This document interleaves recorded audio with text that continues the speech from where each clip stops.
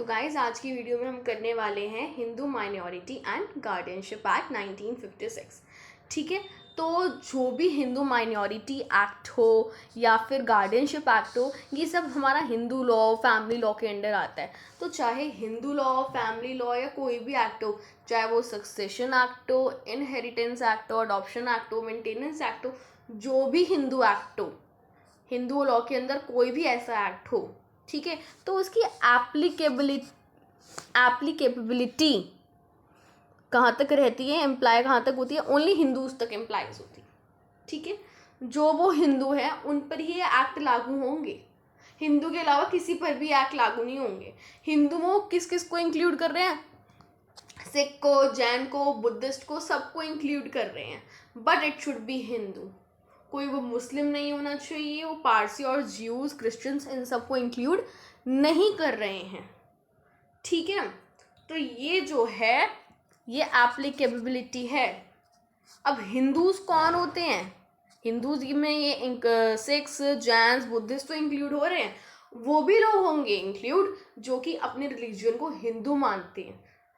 एक तो हिंदू वो होता है जो शुरू से एंसेस्ट्रल के टाइम से चलता आ रहा होता है कि हाँ भाई हमारे दादा का ये था, हम हिंदू थे, तो अब पापा हिंदू थे, अब हम हिंदू हैं। लेकिन कुछ ऐसे लोग होते हैं जो कि Hindu religion, Hindu cultures, rituals follow करते हैं, तो वो भी हिंदूज की कैटेगरी में फॉल होते हैं, तो उनके ऊपर भी हिंदू लॉ और सारे के सारे हिंदू एक्ट्स लागू होते हैं। अब ये सब कौन बता रहा है कि हिंदू कौन है या हिंदू में कौन इंक्लूड होते हैं, ये एक्ट किस पे लागू करते हैं, ये सेक्शन 3 बता रहा है। Section 3 of Hindu minority and guardianship act, ये सेक्शन 3 बता रहा है हमको। ठीक, अब मैंने ये सिर्फ सेक्शन 3 से क्यों स्टार्ट करा, ये एक्ट 1 और 2 से क्यों नहीं स्टार्ट करा, क्योंकि वहाँ पे तो टाइटल बताया था कि ये टाइटल है, इसके अंदर फॉलो होता है, और एक्सटेंट बताया था कि जम्मू एंड कश्मीर में लागू नहीं होता, लेकिन अब लागू होता है, इसलिए मैंने सेक्शन 1 नहीं बताया। क्योंकि हमारा जो मेन हिंदू लॉ है वो हमारा सेक्शन 3 से स्टार्ट होता है, इसलिए आई स्टार्टेड फ्रॉम हियर।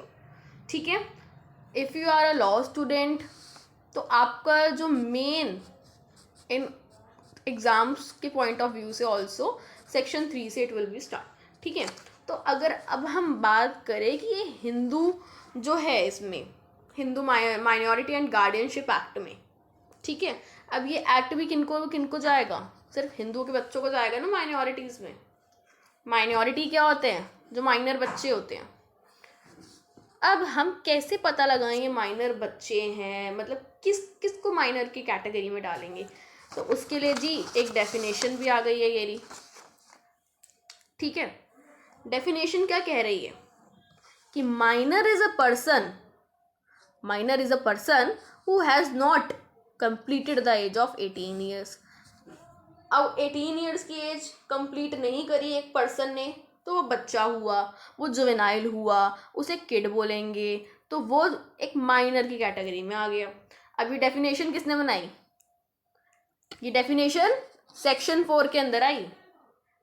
ये definition I am not telling you, your book is not telling you, ये डेफिनेशन लिखी हुई है। कहाँ लिखी हुई है, इस एक्ट के सेक्शन 4 में ये डेफिनेशन लिखी हुई है।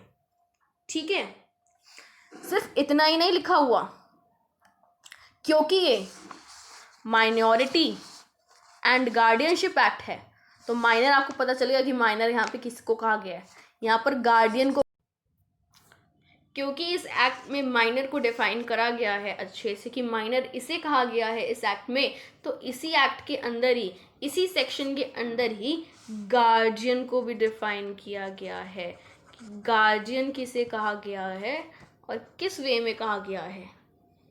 ठीक है, तो गार्जियन को ये ऐसा कह रहे हैं कि गार्डियन तो नेचुरल गार्डियन हो गया है ना, एक तो हमारा नेचुरल गार्डियन हो गया। नेचुरल गार्डियन कौन हो गया, नेचुरल गार्डियन कौन होते हैं हमारे, फादर मदर, जो कि बायोलॉजिकल फादर होते हैं। ठीक है, बायोलॉजिकल मदर होती है। लेकिन दूसरे गार्डियन हमारे वो होते हैं जिन्होंने विल के थ्रू हमें अडॉप्ट किया होता है, थ्रू विल के हमें अडॉप्ट किया होता है। ठीक है, जिसे हम टेस्टामेंट्री गार्डियन भी कहते हैं। टेस्टामेंट्री, इसका भी एक अलग सेक्शन है, अभी हम आगे डिस्कस करेंगे टेस्टामेंट्री गार्डियन। ठीक है, तीसरा कौन से गार्डियन होते हैं? जो कि कोर्ट डिक्लेयर करता है, डिक्लेयर्ड बाय कोर्ट, ये कोर्ट डिक्लेयर करता है। तो अब ये माइनर की और ये गार्डियन की डिफाइन भी सेक्शन 4 में ही लिखी हुई है। सेक्शन 4 ऑफ, नॉट आईपीसी और CrPC, section 4 of Hindu minority and guardianship act. ठीक है, तो अब हमें क्लियर हो गया सेक्शन 3 क्या है और हमें क्लियर हो गया कि सेक्शन 4 क्या है। ठीक है, अब आगे बढ़ते हैं। अब बढ़ते हैं सेक्शन 5 की तरफ। ये पूरा हम एक समझ लेंगे कि एक्ट कह क्या रहा है। अभी तक हमने जान ली इस एक्ट की एप्लीकेबिलिटी, कि कहाँ पे एप्लीकेबल होता है भाई ये एक्ट। कल को हम किसी मुस्लिम में लगा दें एक्ट, वो बोलेगा तो हमारा एक्ट ही नहीं है। भाई आप कैसे कह सकते हो आपका एक्ट नहीं है? क्योंकि लिखा हुआ है भाई, तभी ये मुस्लिम के बच्चों को, क्रिश्चियन के बच्चों पे एक्ट लागू नहीं होता, तभी ये सेक्शन 3 में लिखा हुआ है। गार्जियन किसे कहा गया है? ये सेक्शन 4 में लिखा हुआ है।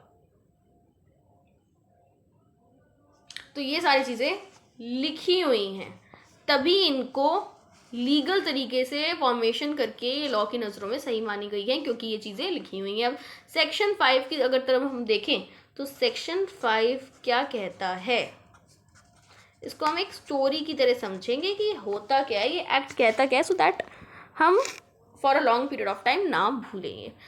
सेक्शन 5 कहता है over riding effect of that, कि इसका ओवर राइडिंग इफेक्ट क्या है। ठीक है, किसके? सेक्शन 5 के अंदर।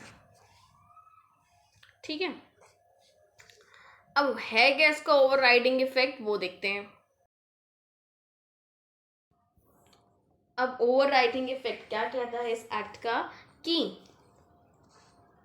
एनी टेक्स्ट, रूल और interpretation of Hindu law or any custom or usage as a part of that law enforced immediately before the commencement of this act shall cease to have effect with respect to any matter for which provision is made in this act। इसका मतलब कि rules, interpretation of Hindu law or customs that were considered part of Hindu law are no longer applicable for matters covered by this new act। Okay, and ये क्या कहता है कि any other law force immediately before the commencement of this act shall cease to have effect in so far as it is inconsistent with any of the provision contained in this act। What does it mean? It means that any other laws that were enforced before the new act came into the effect will also no longer apply in areas where they conflict with the provision of this new act। Shall I repeat it again? It states that any other laws that were in force, ठीक है, that were in force before the new act came into effect will also no longer apply in areas where they conflict with the provision of this act। Okay, so in other words, it states that the new act take precedence over any older laws or customs that may have been in place before it। The older laws are replaced or overridden by the new provision। This is actually a legal standard or a legal practice to ensure consistency and clarity in the legal system। ठीक है, तो ये तो था हमारा कि over riding effect क्या है of the act of section 5 of Hindu minority and the guardianship act. ठीक है, तो ये तो हमारा ये था। अब बात करते हैं आने वाले सेक्शन की, जो कि है हमारे ये सब चीज़ें। तो पहले उससे पहले हम एक बार ऑब्जेक्टिव की बात कर लेते हैं कि ये एक्ट था क्यों, बना क्यों था ये एक्ट। ठीक है, the primary objective of the act is to protect the interest and well being of the Hindu minor, कि जो हिंदू माइनर है वो प्रोटेक्टेड रहें, ठीक है, उनके कोई भी राइट्स इन्फ्रिंज ना हो, वो अकेले ना हो जाए कि मान लो किसी के नेचुरल गार्जियन है, तो बेसिकली इनकी हिंदू माइनर्स को प्रोटेक्ट करने के लिए ये एक्ट है, ठीक है। It provide rules for the appointment of guardian, ये रूल्स बताता है कैसे अपॉइंटमेंट करें, for a minor's person as well as property, किस किस को अडॉप्ट करने के, अपॉइंट करने के, माइनर को और उसकी जो प्रॉपर्टी होगी। अभी हम आगे पढ़ेंगे कि कैसे कौन अपॉइंट कर सकता है, उसका क्या क्राइटेरिया है अपॉइंट करने का, और इस पे पूरा कोर्ट कब डिक्लेयर करता है, कैसे अपॉइंट करते हैं, ठीक है। तो पूरा प्रोसेस है इस पे, कि नेचुरल गार्डियन के होने के बावजूद आप बच्चे की विल ले रहे हैं, तो ये सब ऑब्जेक्टिव है, ये तभी ये एक्ट फॉर्म हुआ था, just because of Hindu minors, ठीक है। तो ये वही बताया है कि माइनर उसे कहा गया है जो 18 ईयर्स की एज जिसने ऑब्टेन ना करी, अटेन ना करी हो, उससे बिलो हो, और it address the issue related to appointment of a guardian for, अभी हम यही बात करेंगे कि तो हमने सेक्शन 3, 4, 5 अभी तक हमने कर लिए हैं, अब हम आएंगे सेक्शन 6, 7 एंड आगे, ठीक है। सेक्शन 3 में हमने क्या देखा था, अभी एप्लीकेबिलिटी देखा था, कहाँ कहाँ पे एप्लीकेबल होते हैं, एप्लीकेबिलिटी। देन हमने सेक्शन 4 में ये डेफिनेशंस देखी थी, सेक्शन 5 में हमने ये देखा था अपना ओवरराइडिंग इफेक्ट। अब सेक्शन 6 के कहते हैं नेचुरल गार्जियन, ठीक है। अब नेचुरल गार्डियन तो पहले फादर रहेंगे, फादर नहीं है या फादर अनसाउंडेड माइंड है, जो भी फादर का इशू है तो ही मदर को बनाया जाएगा नेचुरल गार्डियन, ठीक है। और अगर मान लेते हैं कि माइनर बच्चों की बात कर रहे हैं, ठीक है, माइनर अबव 18 नहीं, माइनर की, ठीक है। और in the case of illegitimate boy और illegitimate unmarried girl, the mother and after her father in case of illegitimacy, ठीक है। और अगर गर्ल मैरिड है तो उसके नेचुरल गार्जियन कौन होगा, उसका हस्बैंड होगा, ठीक है। अब पॉइंट एक यहाँ पे क्वेश्चन अराइज होता है, ये सिर्फ सेक्शन 6 के अंडर आता है ये नेचुरल गार्डियन। अब जो मेरा क्वेश्चन है वो क्वेश्चन ये है कि क्या अडॉप्टेड सन या अडॉप्टेड डॉटर या अडॉप्टेड कोई भी माइनर बच्चा नेचुरल गार्डियन की एक्ट उसमें फॉलो करेगा, सेक्शन 6 के अंदर आएगा क्या? अगर किसी ने अडॉप्ट कर लिया, एक्स ने अडॉप्ट कर लिया फॉर एग्जाम्पल, ठीक है, एक्स वाई मदर फादर है, एक्स वाई कौन है, मदर एंड फादर, जेड जो है इसे अडॉप्ट करा है, मतलब ये बायोलॉजिकल चाइल्ड नहीं हुआ इनका, मान लेते हैं इसे अडॉप्ट करा है। अब क्योंकि ये इसके बायोलॉजिकल मदर फादर नहीं हुए जेड के, जेड इनका बायोलॉजिकल सन नहीं हुआ, बायोलॉजिकल चाइल्ड नहीं हुआ जेड इनका, तो ये इसके नेचुरल गार्डियन लगेंगे क्या? क्या ये सेक्शन 6 के अंडर आएंगे? क्या जेड के साथ साथ उसकी प्रॉपर्टी में ये हकदार होंगे एक्स और वाई? क्या जेड की सारी जिम्मेदारियां जो एक्स और वाई उठाएंगे क्योंकि उन्होंने अडॉप्ट किया है, तो क्या उनको ये दर्जा मिलेगा एक नेचुरल गार्डियन का? तो आंसर है यस, क्योंकि इन्होंने अडॉप्ट कर लिया है, अब ये इन्हीं का बच्चा माना जाएगा, अभी बायोलॉजिकल वाला खेल नहीं खेलेंगे, अब जो जेड है इन्हीं का बच्चा है और वो नेचुरल गार्डियन में ही माना जाएगा।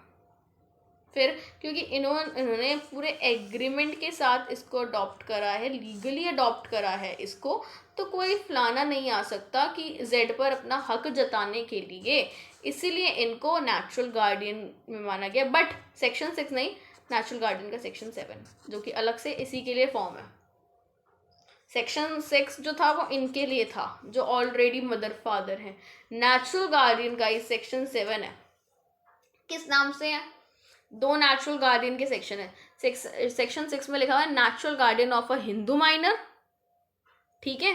सेक्शन 6 कहते हैं natural guardian of a Hindu minor, और सेक्शन 7 क्या कहता है? नेचुरल गार्डियन ऑफ अडॉप्टेड सन। ठीक है, तो हमारे सेक्शन 6 एंड सेक्शन 7। अब हम एक बार बात कर लेते हैं सेक्शन 8 की। अब सेक्शन 8 भी इन्हीं का ही है। क्या है इनका सेक्शन 8? ये रहे हमारे पावर्स ऑफ नेचुरल गार्डियन। ठीक है, अब हम पहले यही डिस्कस कर रहे हैं। तो पावर्स क्या? Section deals with the powers of natural guardian with specific reference to immovable property. Prior to passing of the act, a natural guardian of a minor has very wide rights. बहुत ज़्यादा wide rights हैं। किनके पास है? Natural guardian के पास। ठीक है, and he could sell, mortgage, charge or otherwise dispose of the minor's property. वो minor की प्रॉपर्टी का कुछ भी कर सकते हैं, चाहे वो उसको मॉर्गेज पे करें या फिर बेच दें या फिर उस पर कुछ भी कर सकते हैं, कुछ भी रेंट पे चढ़ाएं, फलाना ढिमकाना, जो मर्जी। तो सारे नेचुरल गार्डियन के rights without the sanction of court से परमिशन लेने की भी जरूरत नहीं है उनको। किनको? नेचुरल गार्डियन को। क्यों? माइनस की प्रॉपर्टी के साथ कुछ भी छेड़खानी करने के लिए। ठीक है, after the passing of the act it is now provided by section 8 of the act that the natural guardian of Hindu minor has power to do all the acts with the, ये सारे वो कर सकते हैं। कौन कौन चीजें? और the benefit of the minor. Benefit, मान लो कि उसने माइनर भेजना है या फिर अच्छी शिक्षा देनी है, तो उसके लिए बोल दे कि मैंने प्रॉपर्टी बेची। हाँ, बेच सकते हो भाई। क्यों? क्योंकि बेनिफिट की बात आ गई, इससे माइनर की तो बेनिफिट हो रहा है। और द रियलाइजेशन, प्रोटेक्शन और बेनिफिट, उसके लिए कार ले रहे हो या उसके लिए कुछ भी कर रहे हो, उसकी प्रॉपर्टी बेच के, उसके शेयर्स बेच के, उसके लिए माइनर के लिए कार ले रहे हो कि बच्चा हमारा सेफ जाएगा, सेफ आएगा। भले ही कार खुद के लिए लेनी हो, लेकिन माइनर के नाम पे ले रहे हो, कह रहे हो कि हमने माइनर के लिए ली है। कोर्ट कुछ नहीं कहेगा, कोर्ट कुछ नहीं कहेगा। क्योंकि क्यों? आप बोलोगे ये सेक्शन 8 में लिखा है कि मैं प्रोटेक्ट कर रहा हूँ, मैं प्रोटेक्ट कर सकता हूँ जो मर्जी करके, जो माइनर की भलाई हो उसमें। ठीक है, however permission of the court is required in the following 2 cases. 2 cases में परमिशन रिक्वायर्ड है।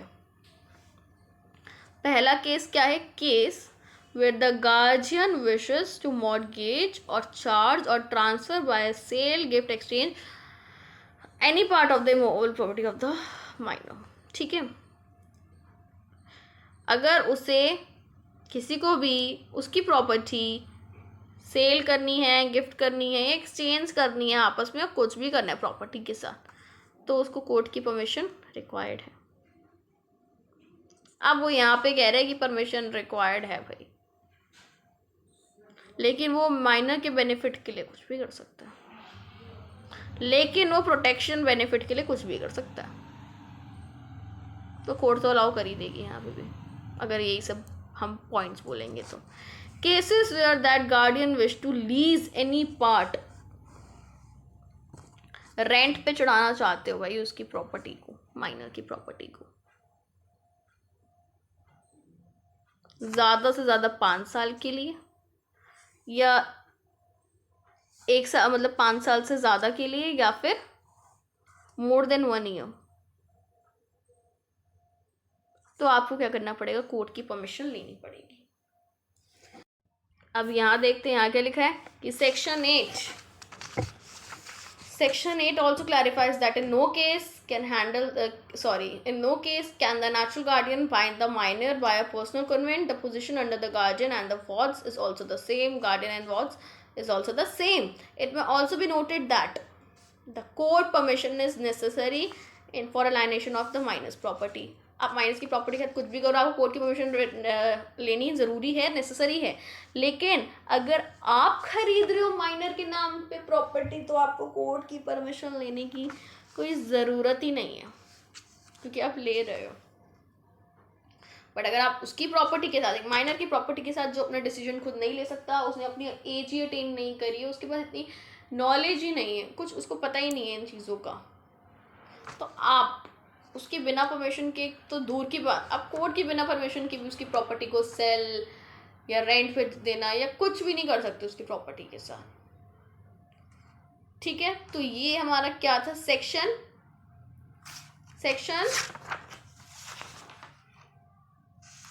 8 है ना।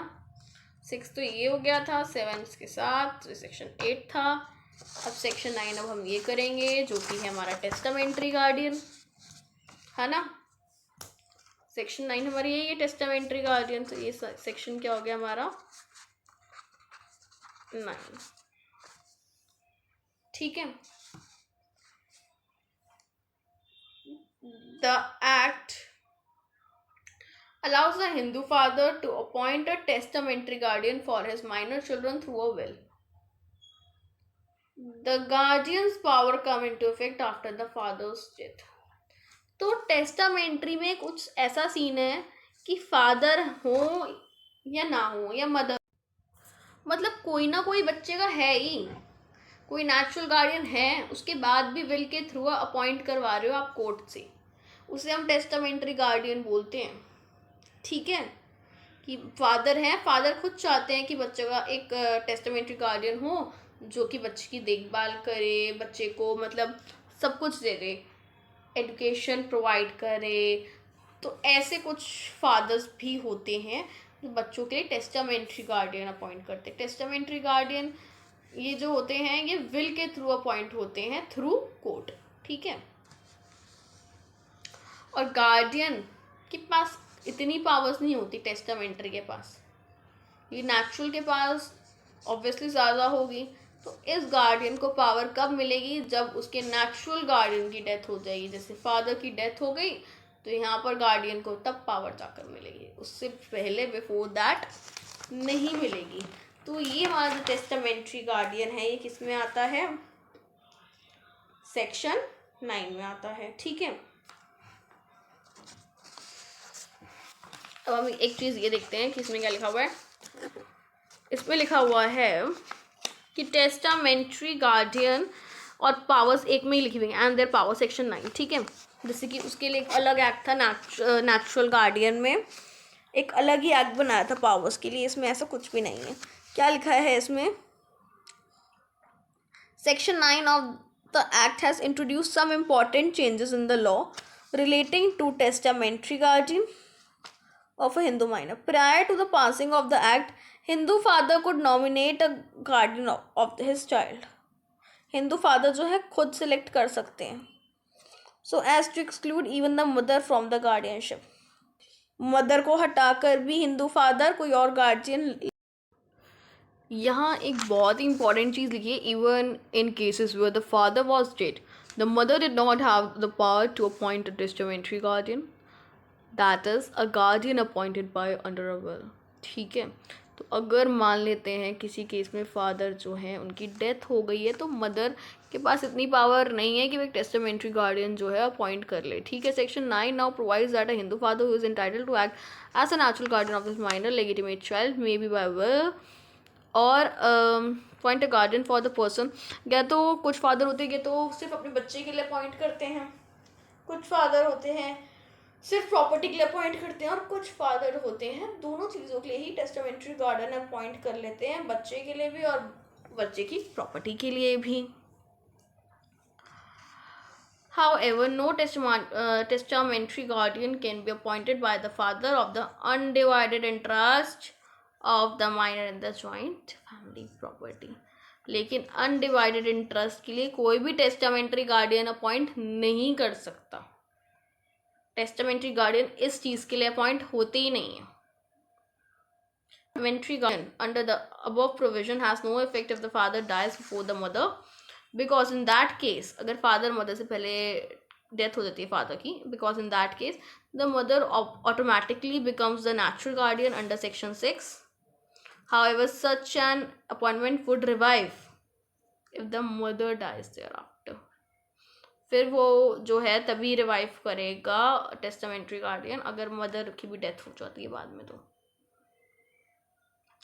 ठीक है, Thus the act ensure that father cannot appoint a testamentary guardian so as to exclude the mother from her rights to such as the natural guardian.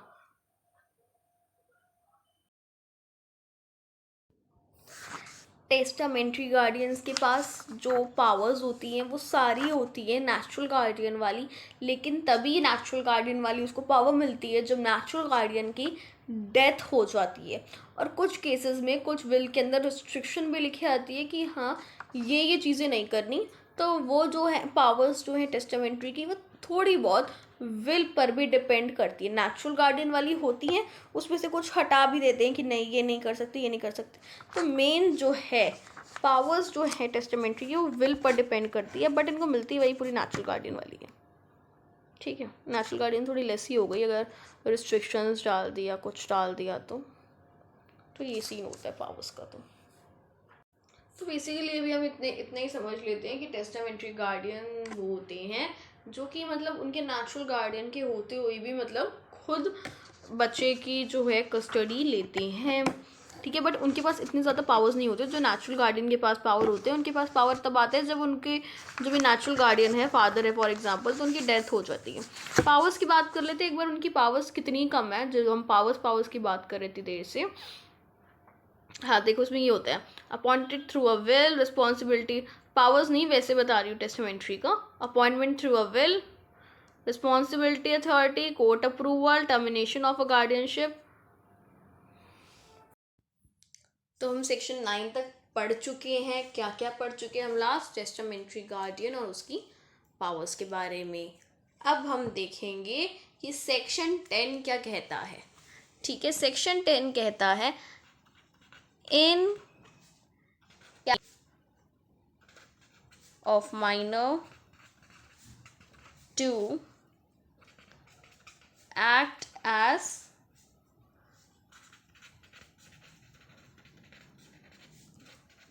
guardian of a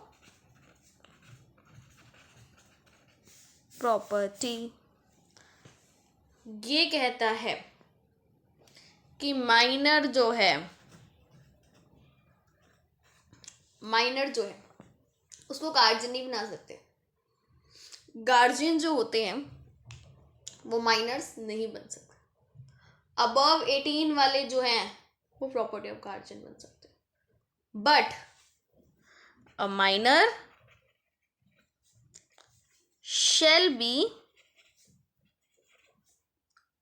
shall be incompetent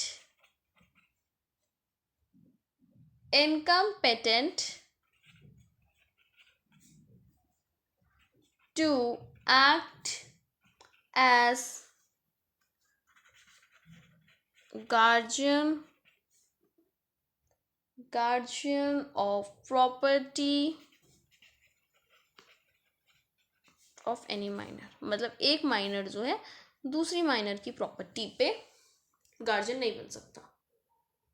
minor खुद तो वैसे ही नहीं बन सकता, लेकिन कोई और minor भी किसी और माइनर की प्रॉपर्टी का गार्जियन नहीं बन सकता। This is what section 10 states. ठीक है, अब हम आ गए हैं सेक्शन 11 पे। ठीक है, ये कहता है to deal with minor's property. अब डी फैक्टो गार्जियन जो है वो माइनर्स की प्रॉपर्टी पे अपना हक नहीं जता सकते हैं। जो उनकी सिर्फ राइट्स, रूल्स, रिस्पॉन्सिबिलिटीज ये सब के लिए हैं, वो प्रॉपर्टी के लिए नहीं है। तो ये क्या क्या कहता है हमारा, कौन कहता है? D facto guardian. अच्छा, अब ये डी फैक्टो गार्जियन कौन से होते हैं? डी फैक्टो गार्जियन वो होते हैं जो कि लीगली अपॉइंटेड नहीं होते, कोर्ट के थ्रू अपॉइंट नहीं होते, बस आप एक फ़र्ज़ निभाते हो, ये वो वाले गार्जियन होते हैं। जो टेस्टामेंट्री होते हैं वो तो लीगली कोर्ट अपॉइंट करता है, लेकिन ये जो डी फैक्टो होते हैं ये कोर्ट के थ्रू लीगली अपॉइंट नहीं होते हैं। ठीक है, तो ये तो हमारा था डी फैक्टो गार्जियन। तो डी फैक्टो गार्जियन का कहता है after the commencement of this act no person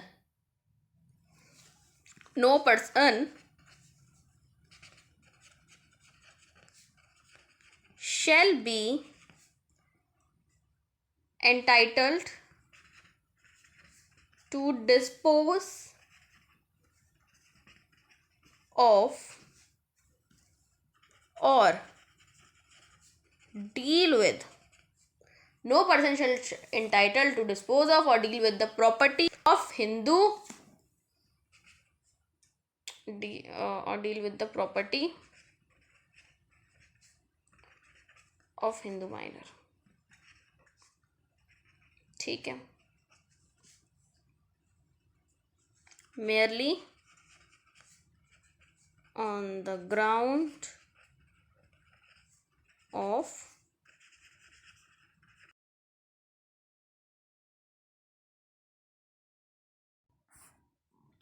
de facto guardian of the minor. क्या कह रहा है ये सेक्शन? कौन सा सेक्शन है ये? सेक्शन 11 है भाई. कितने सेक्शन होते हैं इस एक्ट में? 13 सेक्शंस. ये सेक्शन 11 है हमारा. ठीक है. तो डी फैक्टो गार्जियन जो होते हैं वो वाले गार्जियंस होते हैं जो कि लीगली अपॉइंट नहीं होते, और क्योंकि वो लीगली अपॉइंट नहीं होते, सिर्फ अपना फ़र्ज़ निभा रहे होते हैं, तो वो भी एक माइनर की प्रॉपर्टी में ये सब कुछ भी नहीं कर सकते हैं. कोई छेड़ाछाड़ी ना उसके साथ कुछ किसी भी तरीके का डील कर सकते हैं, ना उसको सेल कर सकते हैं, ना उसको रेंट पे, मतलब कुछ भी नहीं कर सकते क्योंकि वो डी फैक्टो गार्जियन है. ठीक है. तो तुम्हारा ये हो गया सेक्शन 11. Section 10-11 finish. सेक्शन 10 में क्या था अपने? इनकैपेसिटी, माइनर वाला, कि कोई माइनर गार्जियन नहीं बन सकता. 11 में क्या है? De facto. ठीक है. याद कर लो, डी फैक्टो है मतलब डिफेक्ट है उस गार्जियन में. क्योंकि उस गार्जियन में डिफेक्ट है इसलिए वो प्रॉपर्टी के साथ छेड़छाड़ नहीं कर सकता. ठीक है. अब आते हैं हम सेक्शन 12 और 13. 2 ही सेक्शन रह गए हैं. सेक्शन 12 हमारा कहता है, 2 ही सेक्शन लेफ्ट, पूरा का पूरा, ये पूरा का पूरा गार्जियनशिप का पूरा सब खत्म हो जाएगा. ठीक है. Guardianship act, minority and guardianship act. तो क्या है section 12? Guardian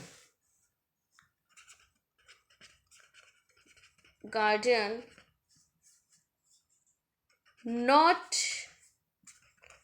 to be appointed for minor undivided guardian not to be appointed for minors undivided interest in joint family property. इसका मतलब है जो अभी बच्चे का हिस्सा नहीं हुआ होगा, मतलब बंटवारा नहीं हुआ होगा, तब तक कोई भी गार्जियन आप अपॉइंट नहीं कर सकते. When a minor has undivided interest in the family, when minor मतलब जॉइंट फैमिली है, हिस्सा होना है प्रॉपर्टी का, है ना, तब तक आप कोई गार्जियन अपॉइंट नहीं कर सकते जब तक आप वो चीज़ थ्रू अ विल बच्चे के नाम नहीं कर देते. तब तक गार्जियन नहीं अपॉइंट हो सकता. कहाँ पे नहीं हो सकता? जहाँ पे अनडिवाइडेड इंटरेस्ट है, जहाँ पे अभी तक बंटवारा ही नहीं हुआ. ठीक है. When a minor has an undivided interest in joint family property in joint family property. ठीक है. और अभी भी ये उसी के अंडर है, जो भी अडल्ट है फैमिली का उनके अंडर है. ठीक है. तभी का है कि अनडिवाइडेड इंटरेस्ट है, इसका मतलब तो प्रॉपर्टी इन्हीं के अंडर है अभी, अडल्ट के अंदर, है ना. तो जब तक वो अनडिवाइडेड रह जाता है, डिवाइडेड नहीं होता, तब तक गार्जियन अपॉइंट नहीं हो सकता. And the property